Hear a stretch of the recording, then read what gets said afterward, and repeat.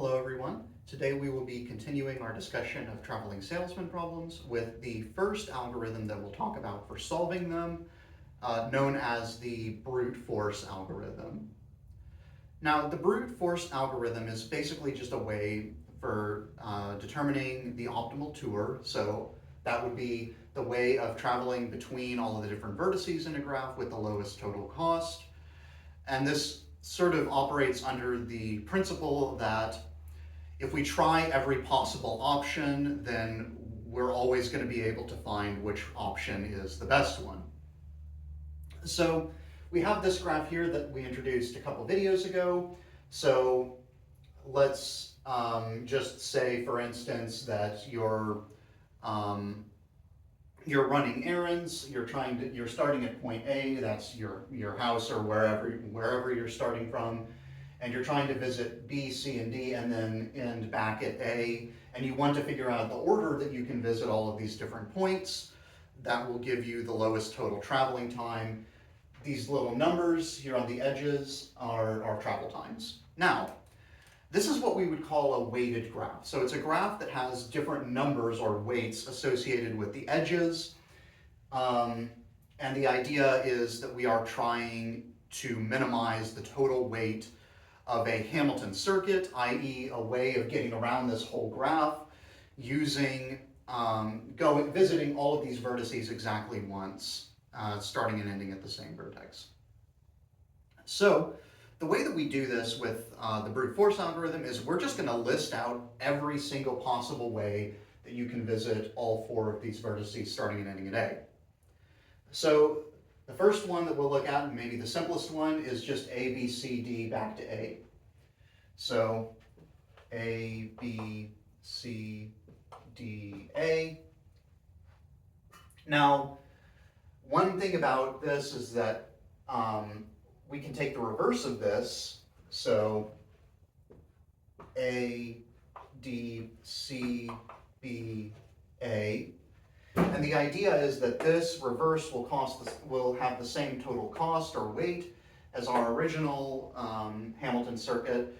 The reason for this is that we are using all of the same edges.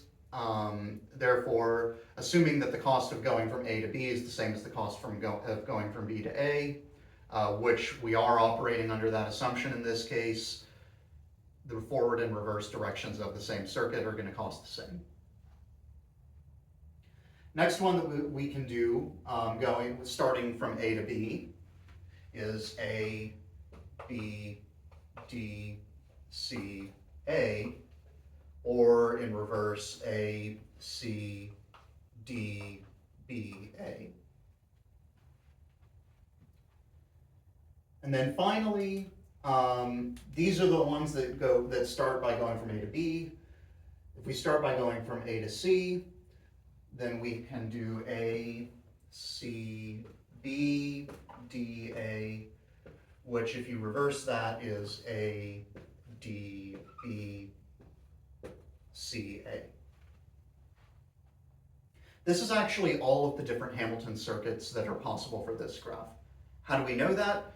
Because, as we mentioned in the last video, the number of Hamilton circuits in a graph, or a complete graph I should say, is given by n minus 1 factorial. In this case, n is 4. We've got 4 vertices. So this would be 3 factorial, which is 6. And indeed, we do have 6 Hamilton circuits here, which means that we've covered all the different ones that are possible. So now we just need to figure out what the costs are of all of these different circuits. So what we're going to do for these is basically we're just going to look at the cost of every edge that's involved. So in this case, for this first one, we have A to B, that's going to be 8. B to C, that's going to be 6. C to D, that's going to be 8 again. And then D back to A is going to be 9.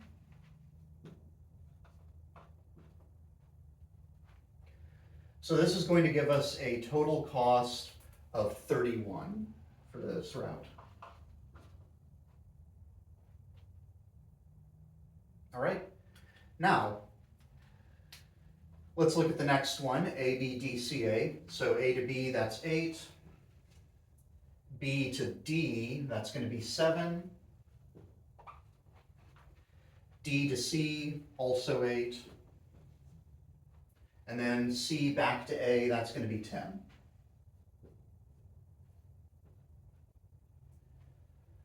So in this case, our total cost is going to be 33.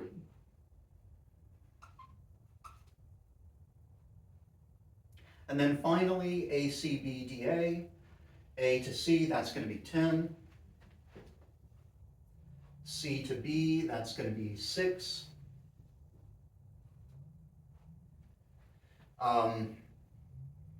B to D, that's going to be 7. And then from D back to A, that's going to be 9. So if we add all of those up, that's going to give us 32. So you can see that these are all pretty close, but the one that's our lowest our overall cost is going to be our first one at 31. So we would say that this is our optimal tour. And once again, because we have tried every single possible option, we know that this is the optimal tour for this graph. In the next few videos, we'll talk about some other ways of solving traveling salesman problems that don't necessarily always give a perfectly optimal tour, but are close enough and much more efficient for more complex graphs. As you can imagine, this brute force algorithm, the bigger and more complex this graph gets, the more different Hamilton circuits we're going to have to check. And because this is based, the number of Hamilton circuits is based on n-1 factorial, that number gets really big really fast. So as we get to bigger graphs, the brute force algorithm very quickly becomes kind of impractical. Thank you for watching, and as always, I'm happy to help with questions.